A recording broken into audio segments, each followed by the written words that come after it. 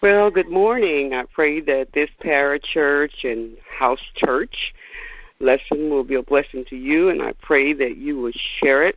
You know, as I began to meditate on this particular new segment that we're going into this morning, I thought about, the issue that we're covering in regards to ruling spirits.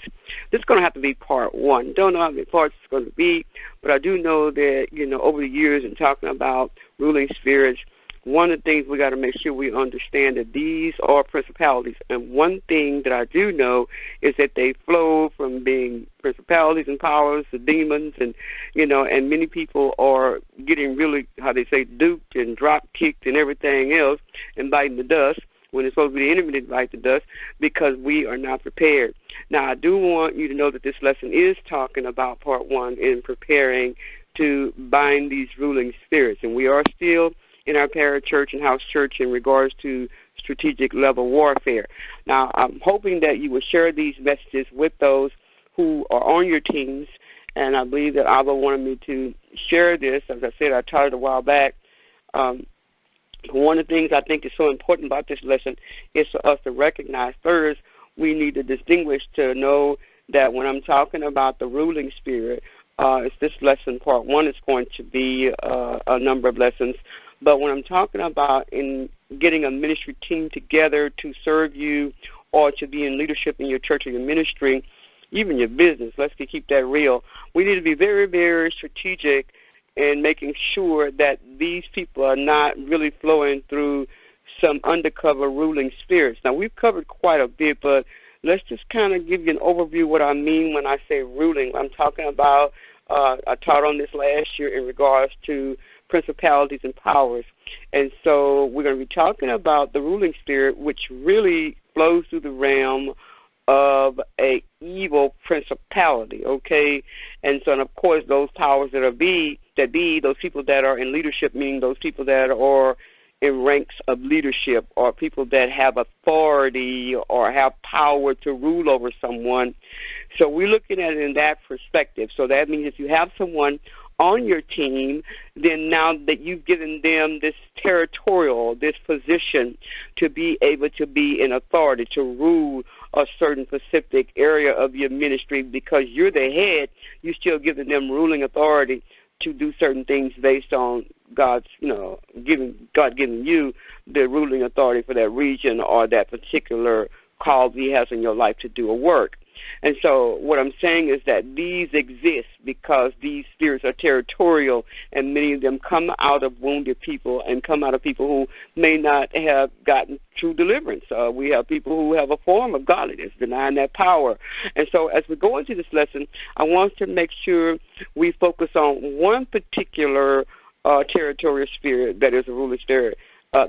That is a principality, and that is Jezebel. Now, I don't want to go too much into Jezebel, but I will be talking about that because these ruling spirits over times past, I've seen ministries that start to flourish and then they start to go downhill because many of these strongholds have not been dealt with. Now, we just talked about 9 strongholds in our last lesson that I completed on last week. But I believe as we begin to serve, in this warfare position in a strategic level, we got to be really, really fasted up. We got to be really, really praying to make sure that we don't have people in our groups and in our teams that have a form or that pretend that they're fasting and so on, or try to look so super spiritual, and they really are undercover. These strongholds or these strong men, mean these titles, we got to bind them. We cannot only bind them, we got to loose things to push back hell and open heaven over the situation, because many things we binding, but we're not loosing, kingdom to be able to get those things to be dispelled, to be destroyed. When you think about Matthew 12 and 29, I talked about that last week, he can come in a house and he can rob and he can destroy when he tie up or when he bind the strong man. That is a person that is the head, the person that is anointed and called. But the strong man, that means if we don't get the strong man, the enemy, that ruling spirit that we've given permission, that we've not paid attention to, but when we bind it, when we cast it out, that means these men or women, these ruling spirits, they act like little gnats and little flies. They run around, they swarm around, and they go into like corners and hide, and they know how to have a form to look like they're super spiritual. Too often, some of the greatest ministers and leaders and people that have some of the anointed ministries that's going forward, these evil principalities have come in and set up camp and or have spiritually blinded the leader to the point that they can't even see, that these are gnats or these are flies, and that they are there and that they are real, but they have this form to make it look so holy and so anointed that they think because they know how to put something together. See, and we're going to get into it. Jezebel is real good at that. They know how to put things together. They know how to flow because they flow out of their own territorial type of mentality. They just want you to believe that they got your back, believe that they got you covered, when all the time what they're really trying to do is make sure that everything that you've given them the authority to do in this strong area of leadership, in this place that you feel that they have this power, this fire of God, that they can, dispel these things and pull these things down and have order, when really they come to make sure, as the Bible talks about, that house has really, really has not been swept or garnished to the place that there's no taintedness to it, when actually there is taintedness to it. The place has been swept and garnished, but there's never been put back the fresh oil, the anointing. There's never been put back where you bind that thing and cleaned it up and put the fresh oil in there and push back hell and move those fake people away. Who we got to be bold enough to push them back. Okay, we can't suffer Jezebel experience any longer. This is what destroying the church, and we won't leave out Ahab at all. But we ain't getting to this whole teaching about that. So I want to give first about 16 different ruling spirits we got to pay attention to for the strategic level that we need to pay attention to for this warfare that Jezebel, that I'm bringing up only because of the fact that Jezebel, we say her, and people sometimes tend to argue that Jezebel cannot be a man because it was a woman in identity in the Bible. But we're talking about a principality. We're talking about an evil principality, which means that it cannot have a gender. And what's most important, we got to know that this means, her name means, or its name means, that they're non-cohabitative. They don't want to be dependent on anybody. They want to make sure that they rule. They want to make sure they're very independently flowing. This is why they work really hard to get you to trust them in these places. So they don't want to cohabitate with anybody. They want to look like that they're there. The most important flow in this particular principality is to make sure that they have power. I don't want to preach. That they have authority over somebody, okay, that they are ruling and guiding and showing them what to do. They're very seductive. Remember I talked about that smooth talk. They're real slick. They like to seduce. They want to put this person in a position to make them believe that they need them, okay? And they're very prideful, and they work out a whole lot of emotionalism and stuff like that. And we got to know that many of these spirits practice so much witchcraft, a lot of people and even the leader begin to get sick, and they don't know why. Because Jezebel is a witchcrafted type of mentality, and they speak things and they chant things and they practice these things to try to gain control over the leader. Now, I don't want to go too further in that, but let's talk about these first 16, and then so you can try to see how important it is in particular that this spirit flows out of the lack of humility and an error, in rebellion, that witchcraft, that haughtiness, and and divination in many ways. Because the ultimate goal is to put the person in a spiritual bondage, okay, to make sure that they compete, make sure that they divide and conquer. So anyway, the first one we're going to go through as much as I can today, we're going to talk about these lists that you're in there. These are not exhaustive. I want to kind of try to keep remembering to say that. That means there can be many others that can give you reference to these, but I'm going to give you these, and I want you to pray and get your teams to kind of like have discussions about these so you all can see where this possibly might be flowing in your team.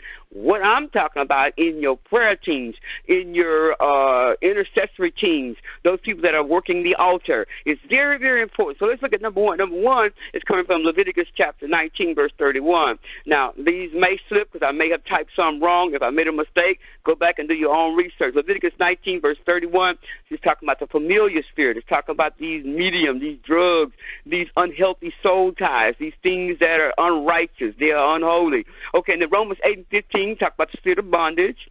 Okay, we're talking about these ruling spirits, okay, that come in all types of smooth ways. And then Mark 9:17-29, that's a deaf and dumb spirit. It causes spiritual blindness where people cannot see, or they have a spirit of confusion that comes in. They cannot see in the spirit. All they can see is what they see in the natural. And then Mark 5:42. And the spirit of death, Lord have mercy. That's one of the ones that's rapid, really bad today, because the ultimate goal is not only to send death in the natural with infirmities, but also to send spiritual death to ministries, to people in relationships, in marriages, okay, and things like that. And then Acts 16:16-18, the spirit of divination. This is where this spirit, this principality, this ruling spirit operates really big at, in witchcraft. And in 1 John 4:6, the spirit of error. This is where Jezebel works really bad at, the spirit of error, because they're very religious. They're very, very, very programmatic. They want to make sure what they're doing is always formed based on what they feel that you should be flowing in, because it's their religiosity. And then 2 Timothy 1:7, that's the spirit of fear. My God, many people are flowing in that. Some of the most anointed people are flowing in fear. And one of the big ones is fear of failure, fear of rejection. And then Proverbs 16, verse 28, the spirit of haughtiness. Oh, God, that's on a rampage today, and so many ministries, my God, and so many people who believe that because they have these beautiful edifices and, these fine houses and cars, and ain't nothing wrong with that. But we got a lot of people who have really made these little gods. They're very prideful. They're very rebellious, and they're very, full of strife, and bitterness. And then Isaiah 61:3. Okay, the spirit of heaviness. Very important for us to know. When you walk in the room or when you enter the prayer circle, you should be able to sense the spirit of heaviness. That means now there's somebody who's cocky. Somebody's got these little chips on their shoulder. Some people have this spirit that flows through a group or even on a prayer call. You should be able to feel that presence in the spirit of heaviness. There's worldliness, there's lust, there's sorrow, there's gluttony, where people are glutton on titles, glutton on things, glutton on, people paying them attention or calling out their names or giving them kudos about what they've done, or, and all this stuff all the time. There's nothing wrong with giving people, some praise about some things that's good. But when we start having people that glutton for that, they want to make a point that you didn't call me out or you forgot, I guess you slipped, you got so much in your mind, you didn't tell them about what, my victory that I got. It's always that they want to make sure that their name is announced or what they've got this victory over announced. Some things the enemy do not need to know about all your victories. I don't want to preach. And so anyway, Luke 13:11-12 is the spirit of infirmity. Really big today. My time is running out. Really big today, the spirit of infirmity is on the rampage. That's one that I talk about in my new book that's talking about visited right cycles. That's one thing that the enemy wants to do. He wants to make us sick. He wants to have these infirmities not only in our bodies but in our minds, that we will have doubt and unbelief, that it becomes an infirmity that we do not believe God. We listen to the devil. The devil is crazy. This is why we got to keep on pulling it down, okay? I'm not going no further than that. The Numbers 5:14, okay, it talks about the spirit of jealousy. Lord have mercy. That is a big one. This principality right here, this ruling spirit is so big today. This competition, this division in the body of Christ is pathetic. And it's so sad that we got people who are literally leaving here because they're not getting the church big enough. They're not being able to get the people to come back. They're not being able to do this or that. So this competitiveness or this division, separation, not getting any support, not being unified, right in the middle of the church. I mean, right in the middle of the choir, right in the middle of those who are on the prayer team. They compete. She prays better. Let her do it. This one does this. A lot of this stuff ain't nothing but just ritual type of, super spiritual looking mess, and ain't no anointing on it at all. It's just competition. It's just jealousy. That's all it is. In 2 Chronicles 18:22, Talk about the spirit of lying. Well, I ain't going to get into that too much more because it takes me too long. I need to do a whole lesson on lying, the spirit of lying. But the spirit of lying is really, really rampant today because many people have to lie for peace sake. Lie to be able to get out of this situation or this, how they say, Peter or Paul, taking from Peter to Paul to pay a bill, or telling this lie to cover up that one to make sure that you don't look like that you don't have or that somebody's got you this and you know you don't have nothing. But 2 Chronicles 18, there it is, y'all. 2 Chronicles 18, 2 Chronicles 18:22 is talking about the spirit of lying is very serious. And then Isaiah 19 and 14 talks about the perverse spirit, okay, the incest, the rape, these sexual appetites, the gay and lesbian lifestyle, their choice, these things that we are looking at and won't pay attention to. These are choices that we have a right to do because Daddy God is not going to shake you and do nothing else to make you change your mind. It's up to you to be wooed by him to say, I want out of this. I want better. I don't want to be perverse. I don't want to do the incest. I don't want to keep thinking about, I would like to try to have sex with someone and or rape them, or do these things, masturbate, so on. You got to look at what are these perverse, these nasty, these, I call them these unclean spirits that cause us to be in this place that this perverted thing is constantly visiting our minds to make us remember or do. And then 1 Timothy 4:1, seducing spirits, okay, we already know if she's very seductive or it is very seductive in seducing people to error, to get along with, to do. Don't want to go any further than that, but these seducing spirits are there to take us away from the truth. So some people have really, really started denying the truth, don't even want to remember that Jesus and Lord and God and all is one and a triune, but many of them don't even want to believe that Jesus is God or God is Jesus. They don't want it. They just want to make sure that they just believe in one, okay? I believe in God, but I don't believe in Jesus. It's deception, and many people are doing that to get people in a false religion. It's all error. And then Hosea 5:4, the spirit of harlotry. Oh, my God. We have so many who are fornicating with spirits or with people that they have idolized. And that's a shame, that people have actually allowed people to become their God, or made little gods out of people. Lord, my time is up. 1 John 4:3 is my last one, the spirit of Antichrist. We already know in this last day that the enemy is going to come in looking, dressed, talking, and even mimicking in these false demonic tongues. We got to make sure we pay attention to the Antichrist. Many dreams I've had where the Antichrist was trying to convince me and others to drink things, to take things, to take a mark on our bodies. He was showing me to make sure that people do not listen or take heed to anything that these people telling you this is what's going to get you in. I don't want to preach.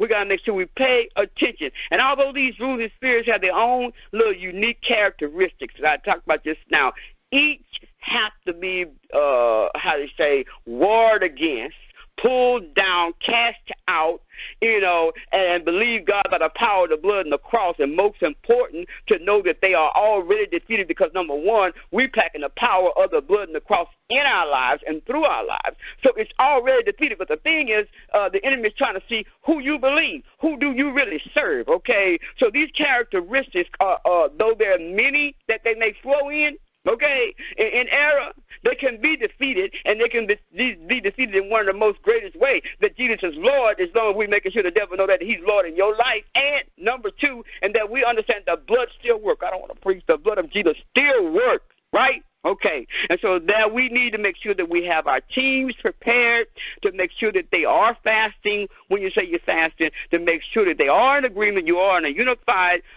effort to make sure that you're prepared. Because these spirits will try to exploit every weakness in every territory they possibly can get into to make sure that they bring doubt and unbelief. I got to get off of here. Lord have mercy.